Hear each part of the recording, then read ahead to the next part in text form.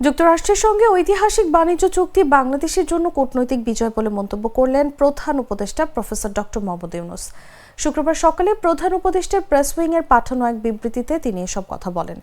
তিনি এ বিষয়ে বলেন, অত্যন্ত গর্বের সঙ্গে বাংলাদেশের শুল্ক আলোচক দলকে যুক্তরাষ্ট্রের সঙ্গে একটি ঐতিহাসিক বাণিজ্য চুক্তি অর্জনের জন্য তাদের অভিনন্দন। এটি বাংলাদেশের জন্য একটি গুরুত্বপূর্ণ কূটনৈতিক বিজয়।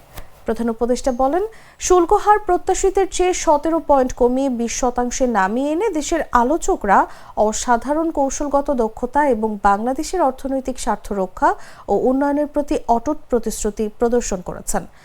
প্রফেসর ইউনূস আরও বলেন, ফেব্রুয়ারি মাস থেকে তারা নিরলসভাবে কাজ করে গেছেন এবং শুল্ক অশুল্ক বাধা ও জাতীয় নিরাপত্তা সংশ্লিষ্ট বিষয় সহ জটিল এক আলোচনার প্রক্রিয়া দক্ষতার সঙ্গে অতিক্রম করেছেন।